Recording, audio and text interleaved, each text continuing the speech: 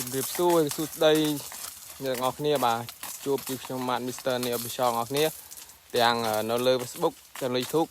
Facebook ខ្ញុំគឺឈ្មោះ Fanny ហើយចំណែក YouTube គឺ Mr. នេះឥឡូវយើងមកមើលផ្កាត្រេនយើងអ្នកនរគ្នាគឺផ្កាស្អាតណាស់ឆ្នាំនេះគ្រប់ហើយតែមិនទាន់ដឹងថាវាកាន់បានប្រហែលទេអាដើមនេះប៉ុន្តែអ្វីដែលខ្ញុំតែងឲ្យគឺផ្កាយើងគឺអានេះពេលដែលយើងតែងឲ្យអ្នកនរគ្នាយើងមិនអាចយកមេឃនឹងច្រើនគ្រាប់បានទេមេឃនេះអាចយ៉ាងយកបានត្រឹមតែ4គ្រាប់ទេឬ5គ្រាប់ទេអ្នកនរគ្នាតែយើងទុកផ្កាសិនព្រោះចាំមើលទឹកភ្លៀងអ្នកនរគ្នាបើកក់ខែមកអាចវានឹងជ្រុះខ្លះហើយមើលផ្កាខាងលើដែលខ្ញុំតែងហើយ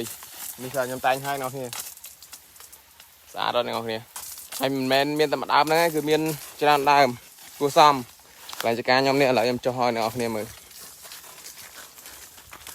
ហើយថ្ងៃនេះគឺដាក់ទឹកតរេនអ្នកនរគ្នាហើយវីដេអូនេះខ្ញុំបញ្ជាក់ខ្ញុំផ្ញើជូនតែអ្នកបងណាដែលអត់ដែលស្គាល់តរេនឬក៏តែដែលស្គាល់ទេគឺអត់ដែលឃើញថាតរេនគេផ្កាមិនអីមិនដើមវាមិនទេបងប្អូនយើងនេះដែលស្គាល់ហើយអាចអូមឡងបានបាច់មើលអ្នកគ្នាអាដើមនោះមិញគឺផ្កាធំអាដើមនេះវាគឺទើបនឹងត្រប់មញងទេអ្នកគ្នាគឺគួរសម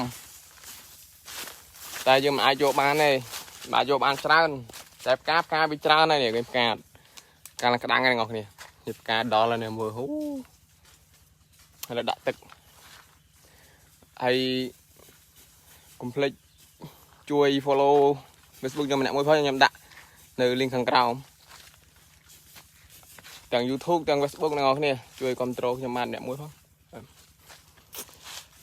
អូស្អាតខ្លាំង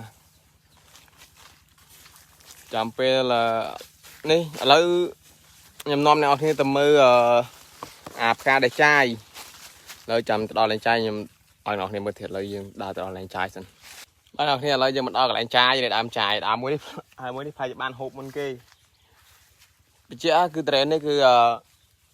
ផ្លែលើកទី2ហើយតែលើកទី1អាដើមនេះបានទេដើមនេះគឺជ្រុះអស់ពីភ្លៀងមកអានេះគឺផ្កាដែលចាយហើយអាត្រេនដែលផ្កាចាយគឺជាអូបឈ្ងុយអ្នកនរគ្នាស្អាតអត់នេះមើលមេឃនេះមេឃនេះគឺខ្ញុំទុកច្រើនគឺខ្ញុំអត់តន់តែងទេចាំមើលទឹកភ្លៀងដែរអ្នកនរគ្នាតែវាចាយទេមើលផ្កាគេវាចាយហើយតែយើងវាឡើងក្តឹបស្អាតទេអ្នកនរគ្នាអញ្ចឹងវីដេអូនេះមានតែប៉ុណ្្នឹងណាអ្នកនរគ្នាជម្រាបលាបាយបាយជួបគ្នាវីដេអូក្រោយ